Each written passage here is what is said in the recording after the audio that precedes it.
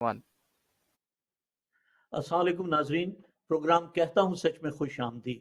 मैं हूँ जावेद रियाज। लाहौर से हमें लाइव ज्वाइन करेंगे ब्रिगेडियर रिटायर्ड सैयद गजनफर अली। हमारा उनसे वादा है और उनका हमसे वादा है और हम सब का वादा आप सब देखने वालों से है कि हम पूरी कोशिश करेंगे कि नहायत ईमानदारी से हम पाकिस्तान की जो हालात हैं, पॉलिटिकल हालात हैं, उसमें हमारी अदलिया का किरदार, उसमें हमारे इस्टेब्लिशमेंट का किरदार, उसमें हमारे सियासतदानों का किरदार और उसमें बाद में हमारी अवाम का किरदार, तो कहीं ना कहीं कोई ना कोई किसी न किसी खराबी का जिम्मेदार ज़रूर है।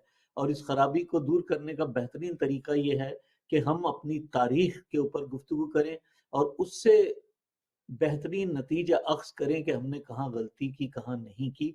और हम इसी तरीके से गज़नफर भाई के साथ जो हम डिस्कस कर रहे हैं प्रोग्राम में, वो हमने गुफ्तगू शुरू की थी पाकिस्तान 1947 बनने से लेके जनाब जो आखिरी हमारे गवर्नर जनरल गुलाम मोहम्मद साहब थे, उनका जाना, उसके बाद जो बहुत जल्दी जल्दी गवर्नमेंट टूटी, फिर फाइनली अयूब खान साहब ने इस मुल्क की भाग दौड़ चार्ज संभाला। तो मैं इसके हवाले से गजनफर भाई से गुफ्तगू करूंगा। जी गजनफर भाई, प्रोग्राम में खुश आमदीद। बहुत बहुत शुक्रिया, थैंक यू वेरी मच।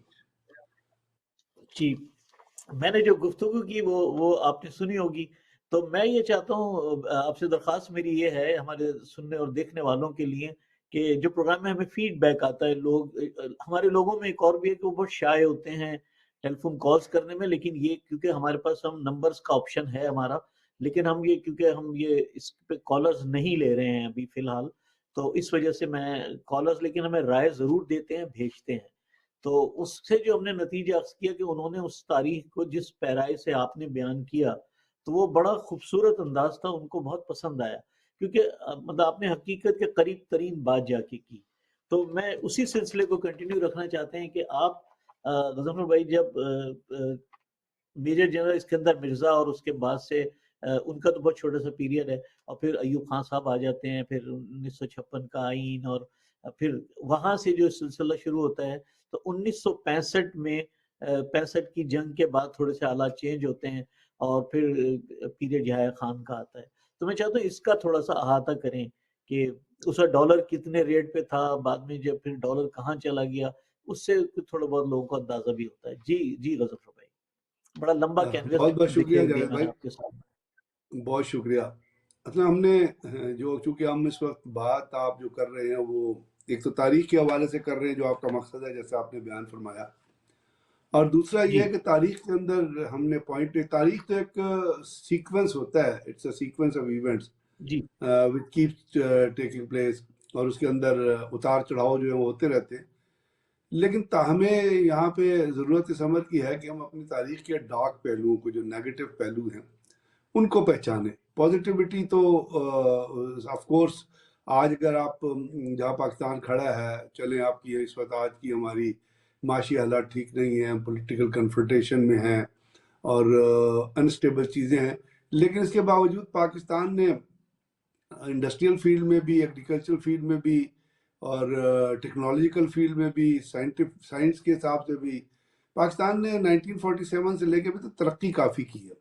ये और बात है कि हम अपने लीडरशिप, करप्ट लीडरशिप की वजह से, अपने वेस्टेड लीडर्स के वेस्टेड इंटरेस्ट की वजह से, या शॉर्ट साइटेड पॉलिसीज की वजह से वो फ़ायदा नहीं उठा सके उस तरीके से जो पाकिस्तान जैसे मुल्क को उठा लेना चाहिए था, जो बहुत वर्सेटाइल मुल्क है। इसके लोग बड़े कमिटेड हैं, बड़े मेहनती हैं, they know how to get things going, और काम किस तरह करना है।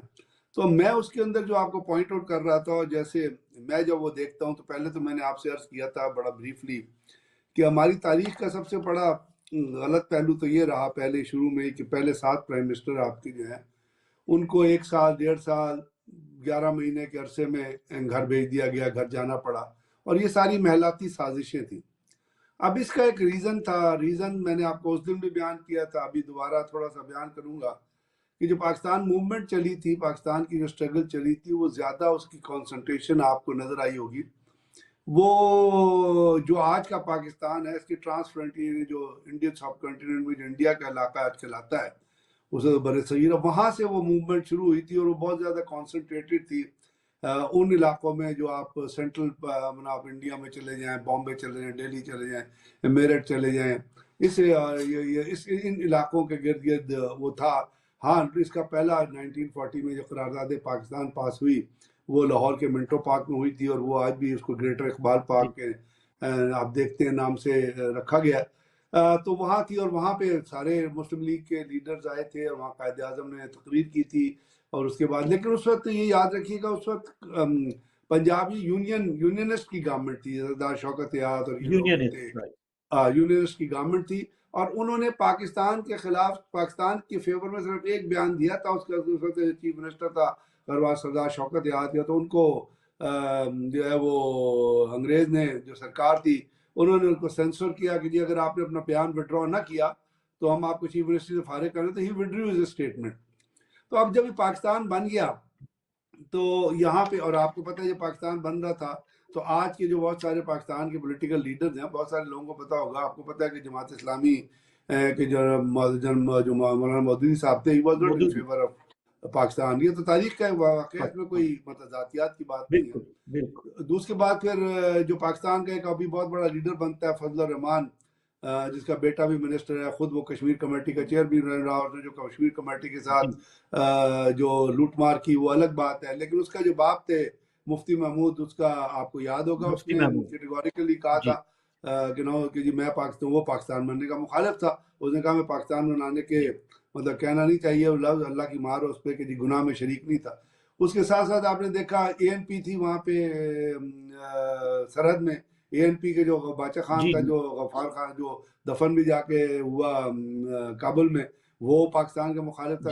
जो डबल खान था, सरदार अब्दुल क़य्यूम खान, और वो लोग जो पाकिस्तान की मूवमेंट वहाँ लेके चल रहे थे और कायद आज़म के साथ खड़े हुए थे, तो ये लोग वो तो, और खाकसार तहरीक का आपको पता है वो भी, तो ये तो कायद आज़म की इंडिपेंडेंट मैं कहूँगा एक जाती, वो अल्लाह ने जन्नतुल फिरदौस में जगह दे, और वो तो देगा, क्योंकि वो उन्होंने सिर्फ एक मुल्क नहीं बनाया, उन्होंने कौम बनाई, एक खित्ता लिया, और वो बीमार थे। और आपको पता है उनके उनके उनके डॉक्टर भी एक जो है वो अपना, उनके डॉक्टर थे, वो शेयर, उन्होंने डॉक्टर से शेयर किया था कि आपने मेरी बीमारी का जो है लोगों को पता नहीं चलने देना।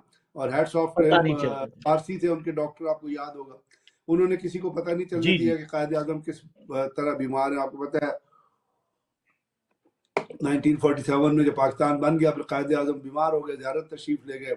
अब ज़ियारत जब चले गए, उसके हिसाब से भी बहुत सारी थेरीज हैं जो पाकिस्तान के ऐवानों में गूंजती हैं कि जिनको भेजा गया, और इस तरह एम्बुलेंस जब आई। लेकिन मुझे लगता है ये मैं कह सकता हूँ कि पाकिस्तान की जो हालात थी उस वक्त, पाकिस्तान के पास कोई रिसोर्सेज नहीं थे, और कायद आज़म को जो बीमारी थी उसमें उनको एक ऐसी जगह पे होना था जो ठंडी जगह है। मरी उस जमाने में इतना डेवलप नहीं था, आपको पता ही है, तो ज़ियारत was a near by place. बहरहाल उसके बाद जब ये चीज़ें हुई और जब पावर चली, तो यहाँ के जो लोकल्स थे, मतलब हमारे सूबों के, जैसे आप सिंध को ले लें, अब उन्होंने पंजाब को ले लें, या KPK को ले लें, बलूचिस्तान तो फिर कलात वगैरह बाद में शामिल हुए पाकिस्तान के अंदर, लेकिन बलूचिस्तान के जो लोग थे वो खड़े रहे थे पाकिस्तान के लिए। सरदार अकबर बुख्ती आपको याद होगा, he was standing with Quaid Azam, he was man of federation, जिनको बाद में जनरल मुशर्रफ ने गलत तरीके से टारगेट किया था। He should have not been dealt like this, he should have been brought to the mainstream, मैं समझता हूँ। और जिस तरह उनको अकबर बुख्ती को टारगेट किया गया, वो एक गलत, जिसकी वजह से आज तक बलूचिस्तान में आप अपहीवल देख रहे हैं। लेकिन पावर के नशे में जनरल मुशर्रफ ने उनको जो किया वो एक आपके सामने है। तो वो लोग, तो बलूचिस्तान में लोगों को एक तरह से साइड पर रख दिया गया था। ये जो चीफ जस्टिस है अभी काजी फाइज ईसा, इनके वालिद भी उधर थे, तो वो बलूचिस्तान एक साइड। लेकिन ये जो सिंध और पंजाब का एक जो कंबाइंड लीडरशिप थी, जो फ्यूडलिस्ट लीडरशिप थी, जो फ्यूडल लॉर्ड्स थे, बड़ी बड़ी जमीनें थी, बड़ी बड़ी जागी, उन्होंने पाकिस्तान की पॉलिटिक्स पे अननेसेसरीली गैर जरूरी तरीके से कब्जा करने की कोशिश की, और उसको अपने लिए मैनिपुलेट करने के लिए कोशिश की, और आज तक वो उनको अपने लिए मैनिपुलेट होती है। आपको नजर आ रही है कि आज भी सिंध में जो वोट पड़ता है वो वडेरे को पड़ता है, वडेरे के अलावा किसी को वोट नहीं पड़ता है, क्योंकि हमारे यहाँ इंडिया की तरह वो जमीनों का तकसीम तो हुई नहीं, लैंड रिफॉर्म्स हुई कोई नहीं, बड़ी बड़ी लैंड हैं, बड़ी बड़ी जागीरें हैं, वो वहाँ पे सिंध में वडेरे लोगों को मार दें। अभी 2-3 केसेस हुए पिछले दिनों में, आपने देखा होगा, जहाँ पे अपने नौकरों के ऊपर, अब तो थोड़ा सा सोशल मीडिया है, تو چیزیں سامنے آنے لگا. ادروائز یہ وڈیرے بہت ذرا ظلم ابھی بھی سندھ میں ہوتا ہے. تو ابھی بھی وہاں پہ سندھ میں آپ کسی کو کہیں کس کو ووٹ دینا تو وہ کہتے ہیں عیسائی کو ووٹ دینا. تو انہوں نے قبضہ کرنے کی کوشش کی پاکستان کی پالیٹکس پہ. اب اس میں ایک رگمرول شروع ہو گئی. اسی لیے آپ کے پہلے جو پرائم منسٹر تھے وہ نہیں رہ سکے. پھر جنرل آپ کو بتایا Sikandar Mirza who was the fourth governor general 1956 سے 1958 میں رہا. ویسے تو وہ ملٹری لیڈر تھا, ملٹری جنرل تھا, ملٹری میں رہا تھا. برطانیہ وہ انگریز کے زمانے میں کمیشن لیا تھا, لیکن انہوں نے پولیٹیکل سروس جوائن کر لی تھی سکندر مرزا نے. اور وہ پھر ایڈمنسٹریٹو پوسٹ وغیرہ پہ بھی وہ رہا. And he was Bengali Pakistani politician, آپ کو پتہ ہی ہے. تو وہ جو تھا انہوں نے اس نے جو ہے وہ آپ کو یاد ہوگا کہ ایوب خان پھر جو وہ ایوب خان علیہ قائد اعظم نے ایوب خان کو پوسٹ کر دیا تھا, اگر آپ کو یاد ہو ایسٹ پاکستان پوسٹ کر دیا تھا, کہ سردار عبدالرب پرسٹر نے ایوب خان کے بارے میں ایک نیگیٹو رپورٹ دی تھی. تو انہوں نے کہا تھا قائد اعظم نے اس وقت فرمایا تھا کہ he has a political ambition. بہر یہ ٹرائیو تھا ایوب خان کا اور سکندر مرزا کا. تو سکندر مرزا نے اپنا وہ لگا دیا, مارشل لگا دیا, کانسٹیٹیوشن ابروگیٹ کر دیا. 1956 سے 58 تک he was the governor general, اور اس نے فیروز خان نون واز دی پرائم منسٹر. تو وہاں وہ پہلی مجھے مطلب یہ میں بڑا کیٹیگوریکلی کہتا ہوں کہ وہ پہلی پاکستان کی تاریخ کی سب سے بڑی غلطی تھی. اگر اس وقت وہ غلطی نہ ہوتی تو شاید سکسیسو مارشل لا نہ لگتے. وہ خط جو اپنا سکندر مرزا نے فیروز خان وہ ان کو لکھا تھا پرائم منسٹر کو, وہ پرائم منسٹر جس نے پاکستان کو آپ کو یاد ہوگا گوادر پاکستان کی سوورنٹی میں لا کے دیا تھا, اور فیروز خان کی وائف جو تھی وہ پاکستانی نہیں تھی, شی واز اے فورنر. تو وہ اس نے اس کو لیٹر لکھا. انہوں نے ایک دن پہلے فیروز خان نے تقریر کی تھی کہ دیکھیے جی ہم نے پاکستان کے لیے جو ہے گوادر حاصل کر لیا. تو اس نے لیٹر لے کے انہوں نے کہا جی میں آپ کو ہٹا رہا ہوں, کانسٹیٹیوشن ابروگیٹ ہو رہا ہے, اور جناب ماشاء اللہ لگ رہا ہے 19 آپ کو پتہ ہے جو ملٹری وہاں پہ جو کچھ ہوا, اور جس طرح کانسٹیٹیوشن. تو وہ پہلی that was the critical, that was one initial mistake. چلے پرائم منسٹرز تو چلے گئے تھے, لیکن وہ جو چیز اس نے گورنر سکندر مرزا نے کی, اور جس طرح اس نے فیروز خان نون کو فارغ کیا, اور پھر وہ مارشل لا لگایا, اور اس کے بعد پھر آپ نے دیکھا وہاں سے جب چیز چلی تو پھر آپ کو یاد ہے پھر ایوب خان نے کیا کیا. ایوب خان نے سکندر مرزا کو چھٹی کرائی, اور سکندر مرزا نے ایکسٹینشن دی تھی ایوب خان کو. ایوب خان کو ایکسٹینشن ملی, اس کے بعد انہوں نے سکندر مرزا کو چھٹی کرائی, اور ایوب خان نے ٹیک اوور کر لیا. اور ایوب خان نے ٹیک اوور کرتے ہی آپ کو پتہ ہے کہ اس نے پھر ایوب خان نے بنا دی اپنا ٹیکنوکریٹ کی حکومت بنائی. اس ٹیکنوکریٹ کی حکومت میں ایئر مارشل اظہر خان بھی تھے, اس ٹیکنوکریٹ کی حکومت میں بھی آپ کو یاد ہے ذوالفقار علی بھٹو بھی تھے. تو وہ ٹیکنوکریٹ کی حکومت بن گئی, اور پاکستان کے اندر وہاں سے اپنا جو ہے نا ایک دور شروع ہوا, کیونکہ 1953 سے 58 تک ایوب خان نے جو ہے نا ہی واز سویلین گورنمنٹ نے he was defence and home minister تھے, اور سکندر مرزا کو تمام ڈیسیجن کو سپورٹ کیا. اور سکندر مرزا کے جو مارشل لا امپوز کرنے والا ڈیسیجن تھا against prime minister Feroz Khan administration 7 October 1958 اس کو بھی سپورٹ کیا. تو اب ایوب خان کا دور جو شروع ہوتا ہے نیچرلی, کیونکہ وہ ماشاء اللہ پہلے سپورٹ کر چکے تھے ماشاء اللہ کو ایوب خان, اور he had the ambitions of running the government. تو انہوں نے, اور وہی وہاں سے پاکستان کی ڈس آرڈرز کا, پاکستان کی ماشاء اللہ کی تحریک کا, حکومتوں کو گھر بھیجنے کا, اور ایک اس کی ایک تاریخ وہاں سے شروع ہوتی ہے جو آگے چلتی ہے. اب جب آگے آپ چلتے ہیں تو اس میں پھر ایک چیز نظر آتی ہے جو اگر اس کی پازیٹیوٹی کی طرف آپ ان ٹوٹیلٹی میں دیکھیں گے تو اس کی پازیٹیوٹی میں یہ ہے کہ ایوب خان کے دور میں پاکستان کے اندر بہت ترقی ہوئی. اس ترقی میں ایک تو آپ کو یہ جو آج پاکستان کو تھوڑی بجلی مل رہی ہے منگلا ڈیم اور ترویلا ڈیم سے, وہ ایوب خان کے دور میں آپ کو پتہ ہے بنے تھے. اس کے ساتھ ساتھ یہاں پہ ایک 5 ایئر پلان بنایا گیا تھا جو آپ کو یاد ہوگا کہ ساؤتھ کوریا پاکستان سے لے گیا تھا. پاکستان کا اس وقت شمار جو ہے وہ ایک ڈیولپنگ ایمرجنگ اکانومیز میں ہو رہا تھا. پاکستان کا روپیہ مضبوط تھا, انڈیا کا روپیہ پاکستان سے میں یہاں پہ آپ کو تھوڑا سا روکوں گا.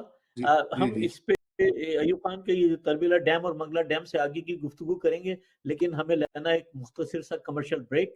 اب گفتگو کا آغاز ہم یہیں سے کریں گے اس مختصر سے بریک کے بعد.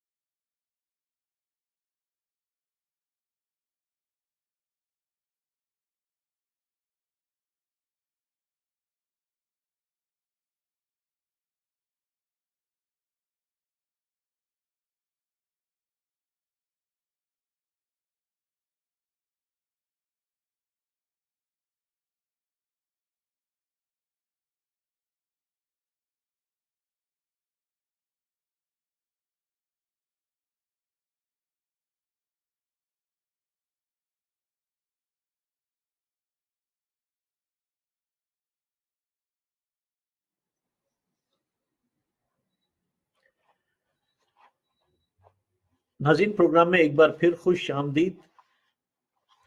لاہور سے ہمارے ساتھ لائیو جوائن کیے ہوئے ہیں بریگیڈیئر سید مظفر علی. بڑی انٹرسٹنگ گفتگو ہے تاریخی حوالے سے. ہم نے گفتگو آغاز کیا تھا پاکستان کی سیاسی تاریخ سے. بات ہو رہی تھی تربیلا منگلا ڈیم اور پاکستان کی ترقی کی. تو اس وقت جو پاکستان کا میرا خیال ہے ڈالر تھا وہ شاید 10 روپے کے اندر $3 آیا کرتے تھے، اگر میں تاریخی طور پہ غلط نہ ہوں. لیکن ہم اس کے بعد آگے بات کریں گے. جی غضنفر بھائی. تو وہ جو ایوب خان کا پیریڈ جو ہے نا 1958 سے 69 تک 17 سال کا پیریڈ بنتا ہے. اس میں پاکستان کے اندر بڑی ریپڈ انڈسٹرائزیشن ہوئی تھی اور کافی ڈیولپمنٹ اورینٹڈ پروجیکٹس آپ کو نظر آتے ہیں، کیونکہ پاکستان تو آپ پتہ ہے نا، پاکستان اس زمانے میں مطلب ریسورس کنسٹرینٹ کنٹری تھا. پاکستان کے پاس کوئی تھا نہیں. تو اس میں ایک لینڈ ریفارم کے بارے میں بھی ایوب خان کے زمانے میں ایک پہلی لیجسلیشن ہوئی تھی جس کا تعلق لینڈ ریفارم سے تھا، اور ایک 200 ہیکٹرز کی ایک سیلنگ جو ہے وہ لے کی گئی تھی لینڈ کے لیے، اور 400 ہیکٹر جو تھی وہ نان اریگیٹڈ لینڈ کی. یہ ایک لا جو ہے وہ پاس ہوا تھا، لیکن اب اس کی امپلیمنٹیشن ہونی تھی. تو ان کے ریفارمز کا مطلب یہی تھا کہ جی اس میں جو مینیپولیشن ہے اور وہ جو ایکسپلوریشن آف جو ہے نیچے جہاری کی یا عام فارمر کی، اس کو روکا جائے. پھر اس کے بعد فارن ایکسچینج آپ کے کنسٹرینٹ تھے بہت زیادہ، یعنی ہمارے پاس فارن ایکسچینج ریزروز اتنے نہیں تھے. پاکستان کے اندر مانسون رینز جو ہوتی تھی اس کی وجہ سے ایگریکلچر کے اوپر اور گروتھ کے اوپر بڑا اثر پڑتا تھا. تو لیکن ہم نے اس کے باوجود اس کے آپ اگر دیکھیں گے تو جی این پی گروتھ میں آپ کو کوئی 10% انکریز نظر آئے گی، اور اس طرح ایک جنرل گروتھ میں آپ کو 8% انکریز جو ہے وہ ہوتی نظر آئے گی. تو پرائزز جو تھی ان کے اوپر بڑا ٹائٹ کنٹرول تھا، آپ کی ایڈمنسٹریشن کے اوپر بڑا ٹائٹ کنٹرول تھا. اس زمانے کے آپ کو کرپشن کے کوئی زیادہ کیسز نظر نہیں آتے. تو بہت ساری اس میں ہم اگر ایک ون بائی ون کر کے جائیں گے تو اس کو صرف پاکستان کے اندر نہیں کہ بلکہ پاکستان کے اندر جو پاکستان کے باہر جو پریس تھا उसने भी कवर किया। फिर दूसरी बात मेरे ख्याल उस जमाने में जो इम्पोर्टेंट मुझे नजर आती है वो ये थी कि पाकिस्तान चूंकि एक ऐसी जगह पे वाक़या था which was nearer to Russia, और एक जमाने में अमेरिका और रशिया की आपको पता है कोल्ड वॉर चल रही थी। American didn't want cold Russia war to जी कम आउट। चाइना तो उस जमाने में डेवलप नहीं था इतना, China was a closed country, एक क्लोज बॉर्डर्स थे उसके। तो अमेरिकन का इंटरेस्ट जो था वो डेवलप हुआ, of course it was in India also, लेकिन पाकिस्तान चूंकि ऐसी स्ट्रेटेजिक पोजीशन पे लोकेटेड था, गिव एन ओपनिंग टू, अब तो वो सेंट्रल एशियन रिपब्लिक्स हो गई, उस जमाने में अफगानिस्तान के थ्रू रशिया होता था। तो अमेरिकन ने भी पाकिस्तान से ताल्लुकात बनाने शुरू किए, बल्कि आपको फेमस बड़ा बेर का इंसिडेंट याद होगा, जो पाकिस्तान ने उनको एक बेस दिया था जहाँ से जी सोवियत यूनियन के ऊपर जासूसी की जाती थी, वहां से जहाज टेक ऑफ करता था।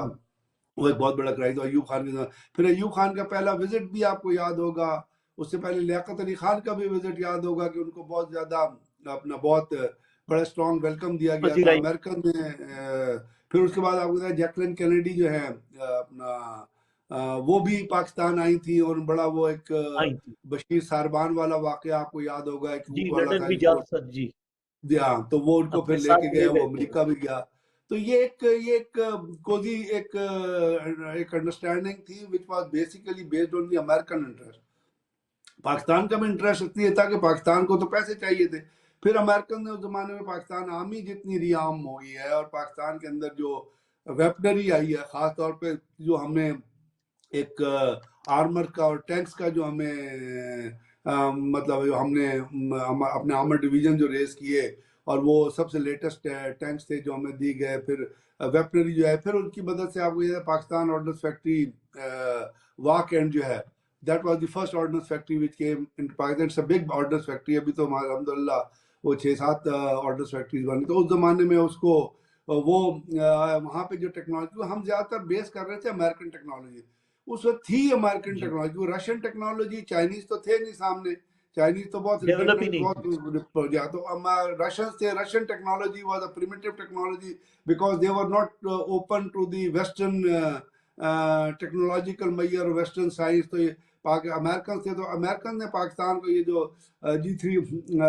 हमारे इन्फेंट्री में जो G3 राइफल आई, मशीन गन MG1A3 आई, उसके साथ साथ टैंक्स मैंने लेटेस्ट टैंक्स आए, अटली की गन्स आई, और पाकिस्तान आर्मी को जो जितना, क्योंकि पाकिस्तान आर्मी के पता है पहले दो तो चीफ आर्मी स्टाफ जो है वो ब्रिटिशर्स थे, और पाकिस्तान आर्मी जो है वो ब्रिटिश आर्मी से ही निकल के आई थी। हम ज़्यादा ओरिएंटेड थे वेस्ट की तरफ, और वो हमें लीवरेज मिल गया अमेरिकन के साथ।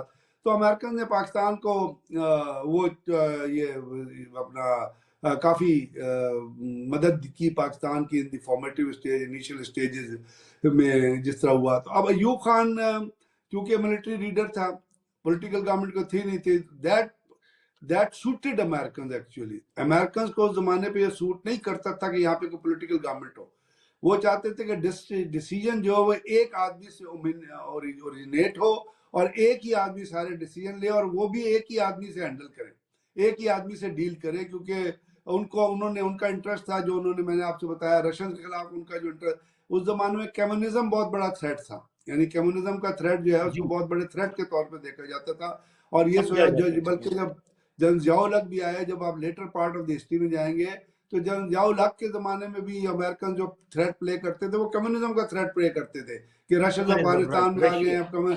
क्योंकि ज्यादा तो वेस्ट में कैपिटलिस्ट इकोनॉमी थी ना, तो they didn't want the communism too. तो अब इसमें के अंदर जो अयूब खान का पीरियड चला, उसमें इन चीज़ों को फ़ायदा हुआ, और पाकिस्तान को जो लोग जो है वो एक बहुत ही इमर्जिंग और बहुत स्ट्रॉन्ग इकोनॉमी के तौर पे फोरसी कर रहे थे कि ये डेवलप करेगा, और इनकी बहुत बड़ी बहुत मतलब है दे विल ग्रो।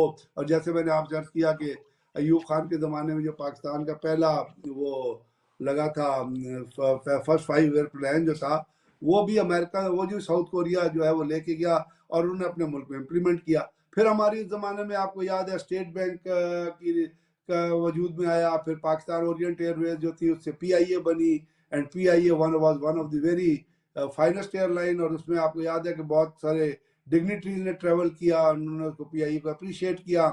پھر پاکستان ریلوے کا ایک بہت بڑا نظام تھا جو وجود میں آیا تھا، اور پاکستان ریلوے جس طرح چلتی تھی اور جو ٹرینز کا اسٹینڈرڈ تھا وہ اس زمانے میں بہت ہائی ریٹڈ اسٹینڈرڈ تھا، اور بڑی ایک پھر ڈپارٹمنٹس جو کریٹ کیے گئے تھے، جیسے میں نے آپ سے عرض کیا کہ منگلا ڈیم اور اپنا ترویج، پھر آپ کے اندر ہمارے یہاں ایگریکلچر میں جتنی ڈیولپمنٹ ہوئی، یہ جو آپ کا ایری 6 چاول یا یہ گندم کا جو بیج ہے وہ جو آیا، اور وہ جو باہر سے آپ نے یہاں پہ ایگریکلچر یونیورسٹی قائم ہوئی، پھر اس میں کوئی ریسرچ کی ہوئی، تو یہ چیزیں تھی جو، لیکن اس کے اندر جو سب سے بڑا جو آپ جب اس کو دیکھتے ہیں نا فیلئر جو ہے وہ یہ کہ ایوب خان نے پولیٹیکل جو ڈیولپمنٹ پاکستان کی ہونی تھی، جو یونیورسٹیز اور کالجز کے تھرو نکلنی تھی، اور جو آپ کے بیسک سسٹم سے آنی تھی جہاں پہ لوگ ٹرینڈ ہوتے ہیں، جو جاتے ہیں لوکل گورنمنٹس میں جاتے ہیں وہاں پہ، وہ اس نے بالکل اس پہ پابندی، یعنی پاکستان کے تمام سیاست دانوں پہ انہوں نے ایبڈو لگا دیا تھا، 41 سیاست دان تھے ایبڈو لگا، اور ان کے اوپر ان کو آپشن یہ تھی یا تو آپ گورنمنٹ کے فیور میں بیان دیں یا آپ کے خلاف جو چارجز ہیں اس کو آپ فیس کریں۔ تو بہت سارے لوگ یہ نہیں چاہتے تھے کہ وہ چارجز فیس کریں، تو انہوں نے گورنمنٹ کے فیور میں کچھ بیان دینے شروع کر دیے، کچھ بیٹھ گئے، کچھ نے پالیٹکس چھوڑ دی۔ پھر دوسرا جو ایوب خان نے ایک بلنڈر کیا جو بہت بڑا پولیٹیکل بلنڈر ہے، بہت گریو پولیٹیکل بلنڈر، جس نے پاکستان کی پالیٹکس کی سیاست کی اصطلاح کو ختم کر کے رکھ دیا، وہ تھا اس نے بی ڈی سسٹم نافذ کیا تھا۔ اب بی ڈی بیسک سسٹم کیا تھا؟ ڈیموکریسی، بیسک ڈیموکریسی کا سسٹم تھا۔ اس میں جو جی جاہل تانگے والا، جو جاہل شخص تھا پاکستان کا، جو ڈپو ہولڈر تھا، جو راشننگ کرتا تھا، جو مطلب ایک وہ جس کو کوئی عقل نہیں تھی، جس کی سیاست، وہ تمام بی ڈی سسٹم کے اندر وہ لوگ اندر ہے، بی ڈی ممبرز بن گئے، انہوں نے سیاست کی چیزوں کو۔ پھر تیسری چیز جو ایوب خان کی بہت بڑی غلطی تھی وہ تھی فاطمہ جناح کو ٹارگٹ کرنا، اور اس کے لیے تاریخ ایوب خان کو کبھی معاف نہیں کرے گی کہ ایوب خان کے زمانے میں محترمہ فاطمہ جناح جو قائد اعظم کی بہن تھی اور اتنی گریٹ لیڈر تھی، ان کو یعنی پہلی جب پاکستان کی 14 اگست 1940 جب پہلے وہ پاکستان کی وہ تھی 14 اگست، اس میں ان کو تقریر نہیں کرنے دی گئی، ان کی تقریر کو سینسر کیا گیا تمام پرائم منسٹر نے۔ وہ لیاقت علی خان کے زمانے میں بھی یہ ہوا، جو بڑی دکھ کی بات ہے۔ ایوب خان نے تو پھر ان کے خلاف جو الزامات لگے، یعنی ان کے خلاف ایسے ایسے گندے الزامات لگائے گئے جو میں بیان بھی نہیں کر سکتا، آپ کے چینل پہ وہ تاریخ کی کتابوں میں موجود ہے، لوگ پڑھ لیں گے ان کو۔ اس کے بعد یہاں پہ ایک سیاست دان ہے گجرانوالہ کا غلام دستگیر خان تھا، جس کا بیٹا اب خرم دستگیر، انہوں نے جناب ایک کتیا کے اندر تک مطلب پلے کارڈ ہے، وہ اس قسم کے لوگ تھے پاکستان میں نے بتایا نا، فیوڈلزم کی سیاست، جاہل اجٹ کو چکے قسم کے لوگ جو تھے وہ سیاست کے اندر آ گئے تھے، وہ ایوب خان کے ساتھ کھڑے ہوتے، ایک کنونشن مسلم لیگ بن گئی تھی، ایک ریپبلکن پارٹی بن گئی تھی، جو اوریجنل مسلم لیگ جس نے پاکستان بنایا تھا اس کا تاثر ہی ختم ہو گیا تھا۔ تو ایوب خان نے وہ جو فاطمہ جناح جیت گئی تھی، ایوب خان الیکشن ہار گیا تھا، جب بہت سارے pre partition leader Jamaat Islami اور باقی جماعتیں وہ فاطمہ جناح کے ساتھ کھڑی ہوئی تھی۔ پھر ایک اور شوشہ چھوڑ دیا گیا کیونکہ ہمارے ملک تو اسلام کو، تو مذہب کو تو ہم ہمیشہ مس یوز کرتے ہیں نا، مذہب کی شیلڈ لے کے ہم بہت بڑی گریو مسٹیک اس میں کہے جی ہم پاکستان میں عورت کی حکمرانی کا کانسیپٹ ہی نہیں۔ یار اسلام تو ایکول اپرچونٹیز دیتا ہے عورتوں کو بھی مردوں کو بھی، رول کرنے کی بھی، بات کرنے کی بھی اور کام کرنے کی بھی، اور ساتھ تو یہ آپ کہاں سے کون سے تھیری اور کون سا اسلام آپ لے کے آگئے، یہ مجھے تو وہ جو تھا وہ ایک چیز ہوئی۔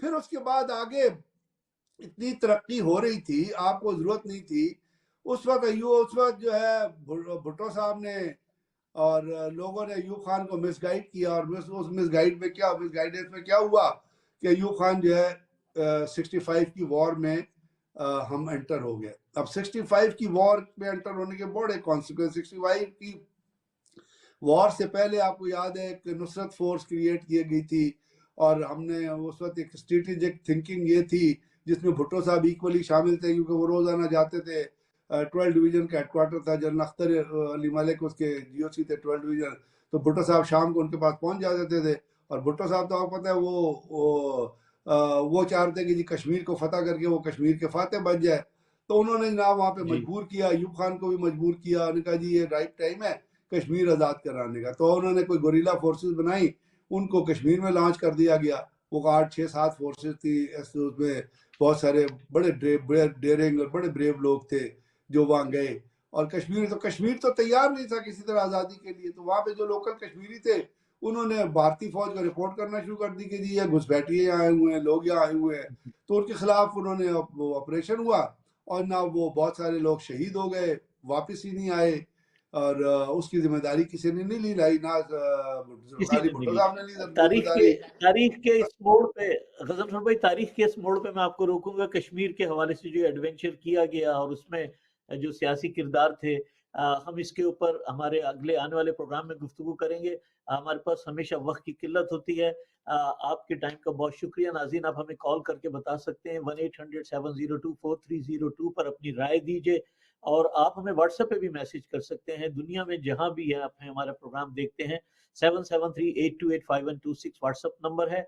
आपके टाइम का बेहद शुक्रिया गजन भाई। अगले हफ्ते आपसे फिर मुलाकात होगी। कहता हूँ सच के नेक्स्ट एपिसोड के बाद हमारी गुफ्तगू यहीं से शुरू होगी। अगले हफ्ते फिर मुलाकात होगी। अल्लाह हाफिज। अल्लाह।